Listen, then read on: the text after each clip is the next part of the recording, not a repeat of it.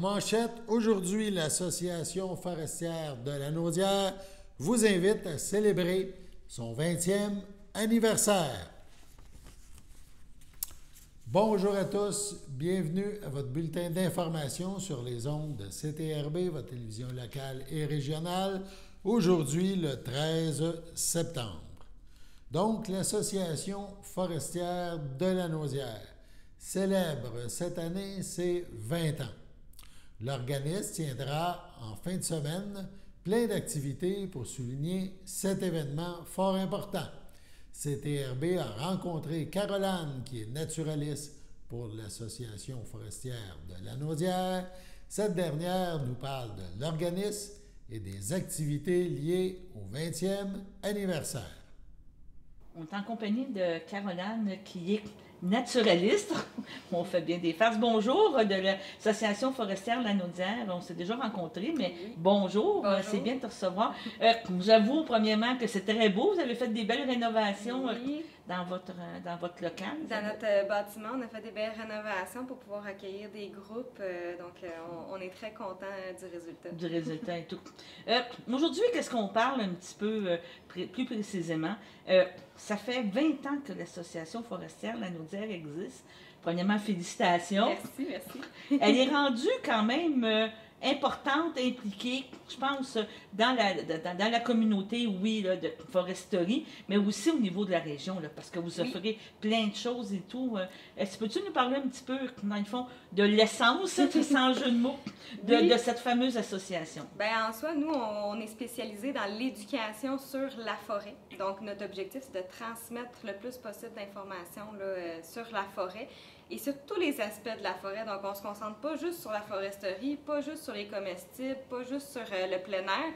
On parle de tout ce qui a un lien avec la forêt et dans toute la région. Donc, justement, la fin de semaine passée, j'étais à Saint-Donat. La semaine prochaine, je m'en vais à Repentigny. Donc, on se déplace là, dans toute la région pour parler de la forêt et essayer de se la réapproprier un petit peu aussi. Oui. Parce que là, vous êtes sur un site magnifique. Dans le fond, vous êtes chanceux parce que c'est la pépinière ici provinciale, comme on dit dans le temps, qu'on dit, c'est la plus importante au Québec, hein, je crois, au niveau des semences, au niveau de la production d'essence. Absolument. Dans le fond, c'est la première pépinière provinciale du Québec qui a été bâtie en 1908. Et ici va se trouver aussi l'unique centre de semences forestières du Québec. Donc, c'est là qu'on va extraire les semences des cônes, des cocottes de conifères. Donc, ça, il n'y en a pas d'autres au Québec. Donc, effectivement, en ce sens-là, elle est importante. Puis, c'est la seule aussi qui va produire des feuillus nobles pour le reboisement des forêts. Donc, c'était important d'être dans ce coin-là aussi, d'être proche. Ça nous rejoint beaucoup. Ça vous rejoint beaucoup. Ça nous rejoint beaucoup. Je pense qu'un autre de vos mandats est de servir de centre d'interprétation aussi pour la fameuse tourbière de Lanoret, comme on l'appelle, qui est encore là un écosystème très important. Absolument. Pour la région, mais même, je dirais, pour la province aussi. Là. Oui, bien, dans la région, c'est un écosystème qui est très peu fréquent. Donc, c'est sûr que c'est un écosystème assez impressionnant à voir. On fait beaucoup les visites là, au printemps là, quand on a nos belles fleurs. Puis sinon, ben, des fois l'été aussi, là, on fait des portes ouvertes ou des visites guidées. Là, on revient au 20e anniversaire. Vous avez décidé de faire une programmation, je ne peux pas dire, très intéressante qui touche justement, je pense, les trois aspects là, de votre mission. Peux-tu nous en parler un petit peu de ce qui va se passer en fin de semaine? Oui, donc ça, en fin de semaine, on voulait célébrer la forêt pour notre 20e anniversaire. Donc, plusieurs choses au menu. Premièrement, on va faire des visites justement du centre d'extraction de semences. On va aussi ouvrir le boisé des grands pins, donc au bout complètement de la pépinière. On a une belle forêt avec des pins plus que centenaires qu'on veut faire profiter la population. Donc, on va ouvrir les sentiers pour tout le monde. Puis, on va avoir des conférences et des kiosques également là, pour informer justement la population sur différents aspects de la forêt. Comme je disais, là, on ne se concentre pas juste sur un sujet, on a une belle diversité de kiosques. Les kiosques vont avoir lieu où? va avoir lieu juste à côté du bâtiment, dans le fond. Donc, ici, on est au bureau de la FL, donc on est resté à proximité. Puis, il va y avoir une navette qui va apporter les gens jusqu'au boisé. Donc, ça commence à quelle heure et comment ça fonctionne? Donc, à midi, on ouvre le site à tout le monde. On vous invite à venir profiter d'un pique-nique avec nous. Et le Festival de la galette de sarrasin va venir aussi là, pour vendre des galettes de sarrasin. Donc, vous pourrez aussi acheter un petit peu de nourriture ici. Puis par la suite, il va y avoir des gens on va être amenés à aller visiter la pépinière comme telle, que c'est toujours très impressionnant à voir. Absolument. Justement, la fameuse voûte, pour avoir eu la chance de l'avoir déjà vue. Oui, malheureusement, celle-là, on n'ira pas pour samedi, mais effectivement, c'est dans nos projets d'aller voir cette voûte-là dans des visites plus complètes, disons, là, de la pépinière, parce que samedi, on est plus restreint. Donc, il va y avoir 2 conférences aussi durant la journée. Donc, une conférence avec Mme Raymonde Baudouin sur les camps de bûcherons et une conférence avec M. Yvan Perrault sur les noix nordiques. Donc, si vous aimez la forêt, si vous aimez découvrir notre forêt, vous désirez en connaître plus sur l'Association forestière de Lanaudière, c'est donc un rendez-vous. C'est avec beaucoup de fierté et beaucoup d'enthousiasme que la municipalité de Lanoraie a dévoilé sa toute nouvelle identité visuelle. En pleine croissance, Lanoraie était portée par le désir d'une image identitaire uniforme et actuelle. Cette mise à jour s'imposait depuis un bon moment. Nous souhaitions renforcer notre image et la faire évoluer. Le but de cet exercice n'était pas de changer les éléments significatifs de l'ancien logo, mais bien de les représenter dans un nouvel ensemble pour que les citoyens puissent continuer de s'y retrouver ou de s'y identifier, a expliqué le maire de Lanoraie, André Villeneuve. La symbolique maintenant évoluant dans une communauté où le passé danse avec l'avenir, l'utilisation de l'armoirie vient ancrer l'histoire de Lanoraie. Sa présentation propose une cohabitation entre les aspects champêtres et contemporains. Les feuilles et les larges bandes vertes réfèrent aux boisés, aux terres agricoles, aux tourbières et à la magnifique nature qui recouvre en grande partie le territoire de Lanoraie. Quant au majestueux fleuve Saint-Laurent, élément naturel incontournable de Lanoraie, il est représenté par des formes organiques bleues qui supportent les autres éléments, faisant ainsi référence à sa force. Les 3 couleurs utilisées permettent de renforcer l'idée d'une vie moderne imprégnée de nature. Le slogan « Unique de nature » vient appuyer l'essence même de Lanoraie, une municipalité authentique qui charme ses citoyens et ses visiteurs par son environnement naturel unique. On parle de déploiement maintenant, déploiement de cette nouvelle image de marque qui débute donc dès maintenant. La transition se fera progressivement, soit au moment du renouvellement des outils et des équipements ou lors de nouvelles acquisitions. L'ancien et le nouveau logo vont donc cohabiter au cours des prochains mois, voire peut-être des prochaines années. On regarde une courte vidéo qui nous présente cette nouveauté à Lanoraie.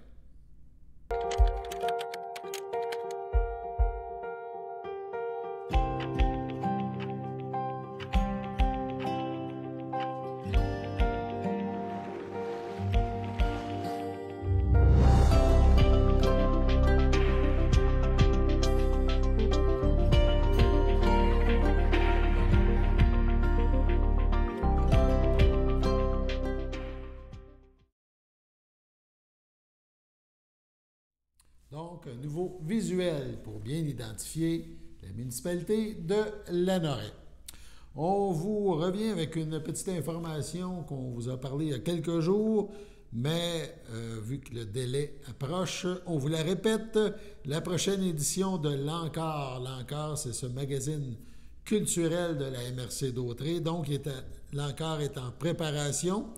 Les artistes, les organismes culturels, les gens qui œuvrent dans le monde de la culture ont jusqu'au vendredi 15 septembre pour acheminer à la MRC d'Autrey des informations qu'il souhaite insérer dans la prochaine édition de l'Encore, qui, elle, paraîtra le 22 septembre prochain, soit vendredi de l'autre semaine.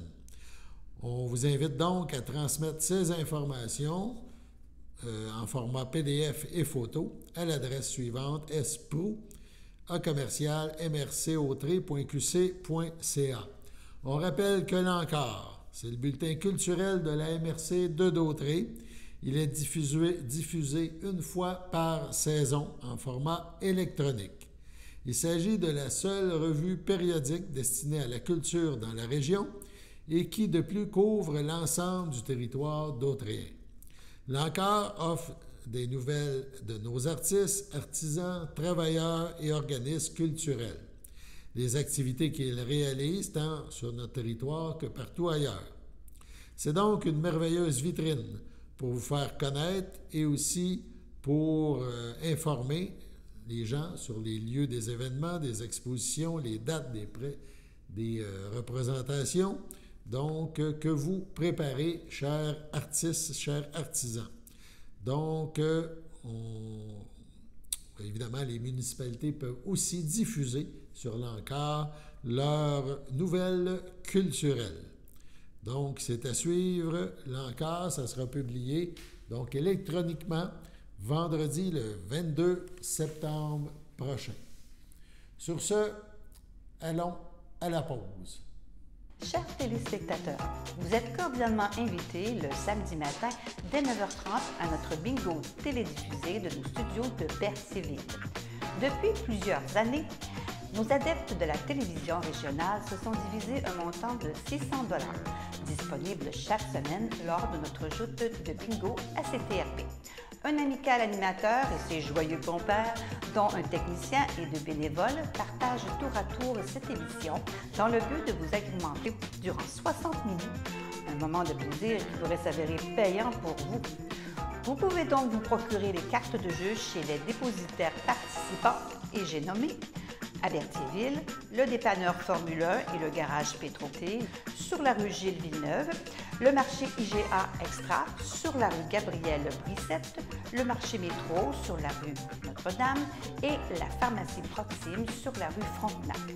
À Saint-Ignace-de-Loyola, le dépanneur Esso sur la rue de la Traverse et le marché Aldo sur le rang Saint-Michel. C'est donc un rendez-vous hebdomadaire chaque samedi matin dès 9h30 sur les ondes de CTRB, votre télévision régionale et communautaire, maintenant en haute définition. On vous attend donc en grand nombre et toute l'équipe vous souhaite bonne chance.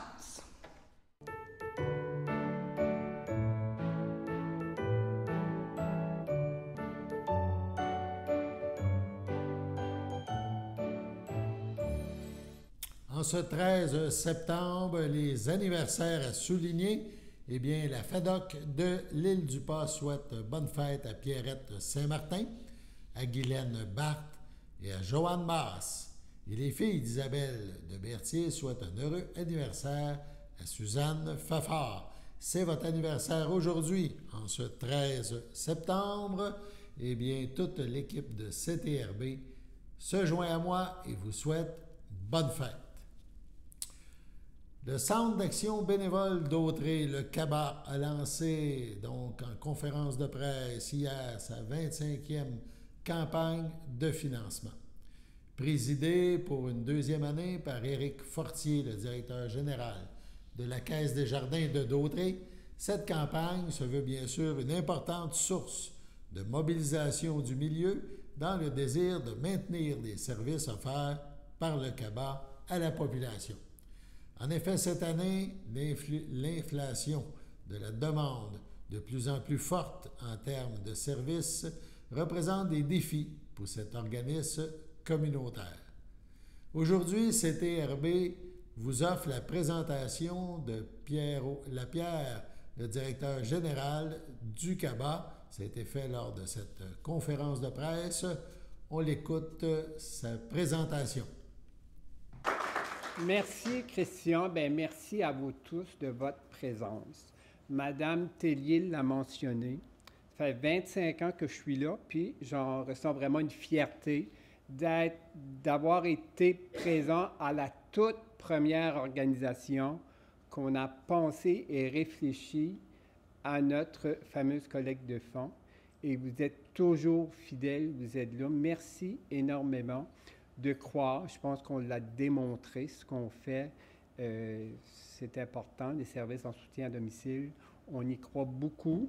On est plusieurs à être là, plus de 25 ans. Donc, le Centre d'action bénévole a une mission pour les gens de chez nous. Puis, vous avez pu le constater. Je suis toujours très bien entouré. Là, mon texte. Vous trouvez mon texte? J'ai mon texte.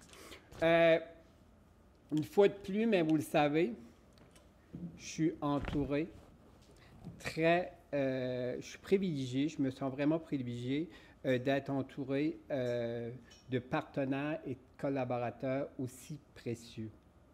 Vous n'êtes pas sans savoir que depuis quelques mois, on vit toujours l'inflation, l'augmentation du coût de la vie, ça n'épargne personne. Donc, la réussite de notre collecte de fonds est donc plus importante pour que nous puissions continuer d'offrir nos services, puis il faut toujours penser à les offrir à des coûts abordables.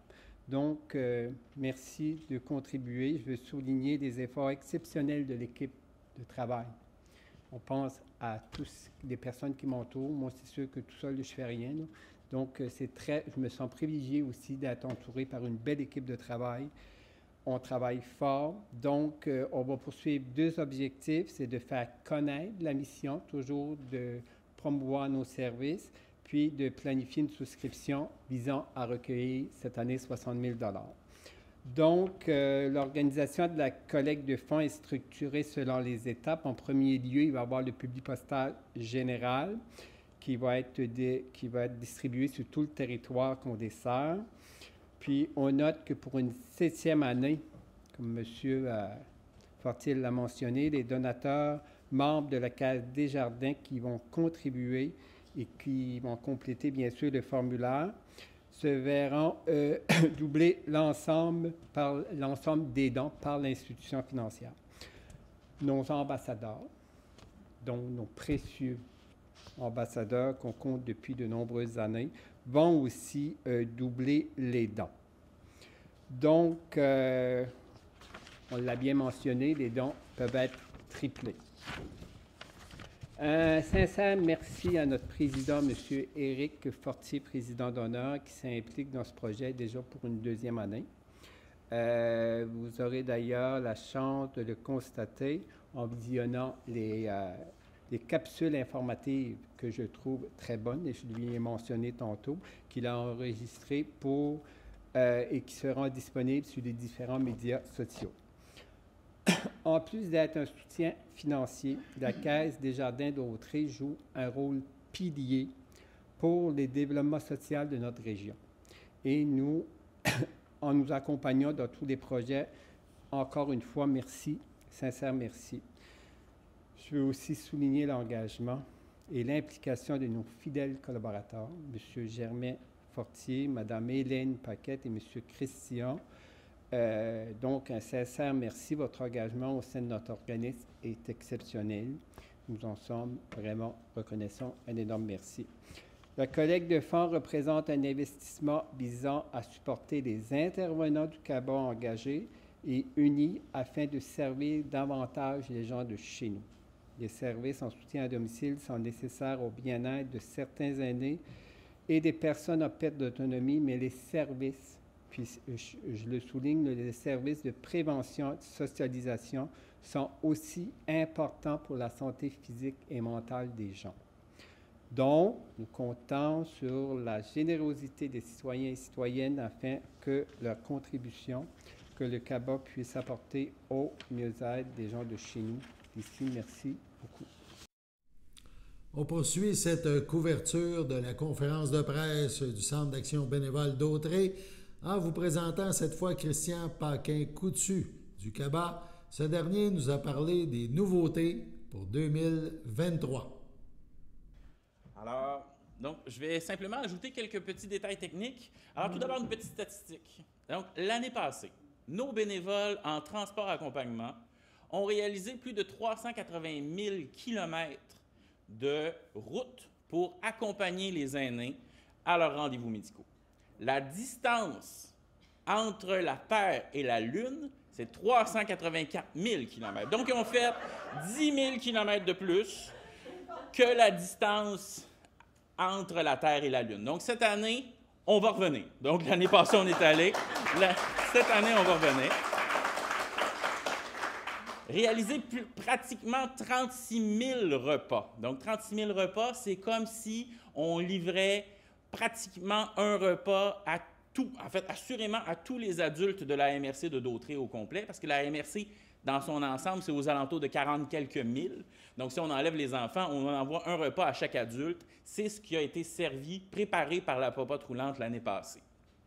C'est une augmentation de 30 % par rapport à l'année d'avant. Nos subventions, on a 3 % d'augmentation quand on est chanceux par année. Alors, c'est sûr qu'on a besoin de la contribution des gens parce que quand on a des augmentations comme celle-là du nombre de commandes, du nombre de repas préparés à chaque année, à cette vitesse-là, les subventions ne suivent pas et ne réussissent pas à combler l'augmentation des besoins, l'augmentation de la demande. C'est pour ça que vos dons sont si importants. Et comme vos dons sont si importants, on s'est arrangé cette année pour ne pas en échapper. Donc, on a des gens qui peuvent se rendre. Idéalement, c'est sûr que dans le meilleur des cas, ça a été dit, vos dons peuvent être doublés, triplés s'ils sont amenés en succursale de Jean Coutu et membres des Jardins. C'est essentiel. Cependant, on a rajouté pour les gens qui ne peuvent pas se déplacer ou pour les gens de l'extérieur qui décident de dire « Hey, on aime ça le cabas, même si j'habite présentement chez mes enfants à Banff. » Donc, on a rajouté sur notre site Internet un bouton « Faire un don ». Donc, et lorsque l'on clique dessus, ça nous amène à une page de don et où est-ce que c'est la possibilité de faire un don, donc une fois, un don mensuel, un don annuel, et c'est avec PayPal ou avec votre carte de crédit, tout dépendant. Et vous avez des montants préétablis ou sinon, c'est possible aussi d'ajouter autres montants. Vous saisissez le montant que vous voulez. Donc, c'est 20, 50, 100 autres. Si vous donnez 5 000 d'un coup, bien, c'est un 5 000 de plus qui se rajoute à notre campagne. Donc, c'est possible de le faire. Et la plateforme qu'on utilise charge des frais. C'est possible de rajouter, donc, dans le fond, même pour dire il n'y a pas de frais et pour s'assurer que l'entièreté du don s'en vienne au centre. Donc, c'est possible de le faire, de rajouter un petit bonus pour que ça soit rapide, le transfert d'argent. Donc, de ce côté-là, il n'y a pas de bonne raison de ne pas contribuer à notre campagne de fonds, puisque cette année, bien, on ajoute aussi ce volet-là qui donne une flexibilité supplémentaire pour les dons. J'en profite aussi également, donc, vous avez vu donc, dans vos enveloppes le formulaire pour faire un don, donc pour recevoir un don. Et donc, vous savez que le gouvernement a mis en place la nouvelle loi 25 sur la protection des renseignements personnels. Donc, moi j'ai été nommé responsable de la protection des renseignements personnels pour le Centre d'action bénévole Dautrey. Alors, il est évidemment, c'est la loi, mais il est également hyper important pour nous au centre de respecter cette loi-là et de respecter surtout tout ce qui est le volet de confidentialité par rapport à vos informations personnelles. Donc, c'est pour ça qu'on a rajouté une petite ligne qui dit que les renseignements personnels qui sont collectés là-dessus ne sont utilisés que pour des fins d'identification et de doubler le don. Donc, nous, on communique avec nos partenaires de Desjardins pour qu'ils puissent vraiment valider si c'est un réel membre des Jardins.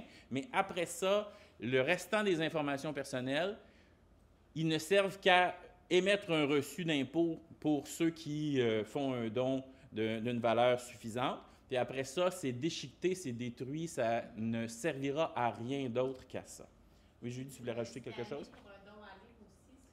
Oui. Parce qu'il y en a qui ne savent pas comment ça fonctionne. En effet. Donc, volet technologique également. Donc, si vous scannez donc, le code QR, donc, qui est là. Donc, si vous scannez, le code QR va vous amener sur notre site Internet. Sur le site Internet, vous avez le bouton faire un don. Alors, ça vous permet rapidement comme ça, donc, de faire un don sans avoir à vous déplacer. Donc, simplement, avec votre téléphone, vous prenez une photo du code et ça vous amène directement à notre page. Donc, c'est une façon plus rapide de pouvoir faire votre don si jamais vous le voulez. Mais je vous le rappelle, si vous voulez donner, allez le porter chez Jean Coutu. C'est bien plus payant pour nous autres.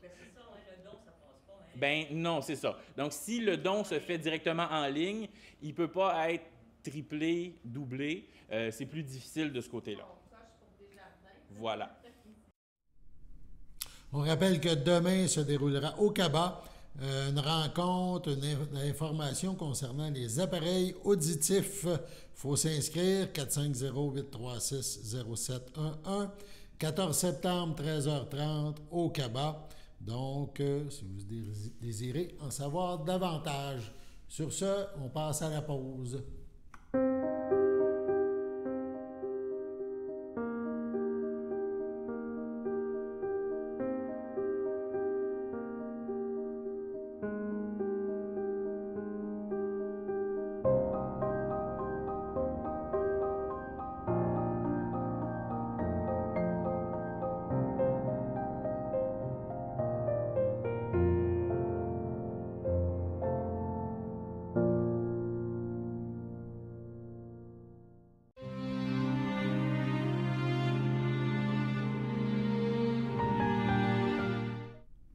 Au pavillon Sainte-Marie de Trois-Rivières, le 31 août, à l'âge de 76 ans, est décédé M. Claude Beaulieu, fondateur de Claude Lettrage à Berthierville, époux de feu Micheline Messier.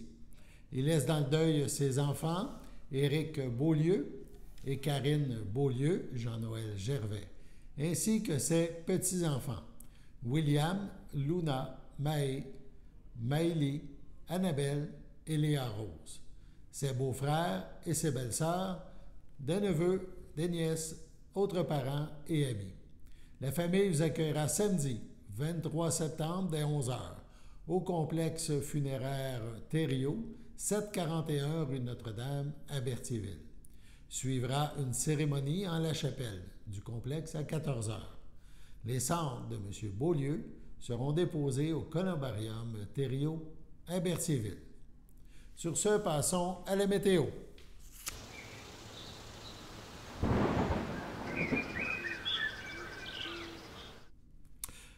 Météo, une belle journée chaude quand même aujourd'hui avec un peu de pluie. Donc, c'était passablement humide, environ 60% d'humidité. Évidemment, donc, une journée quand même moitié-moitié si on accepte la pluie. Ce soir et cette nuit, c'est partiellement nuageux.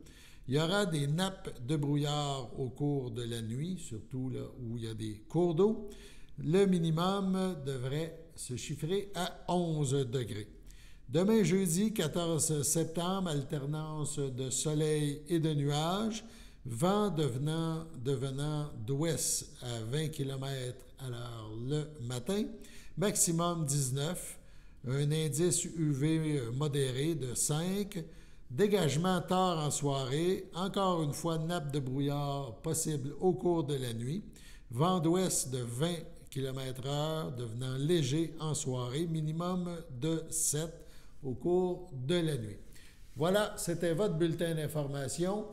Alain Bellemare au pupitre. On se revoit demain.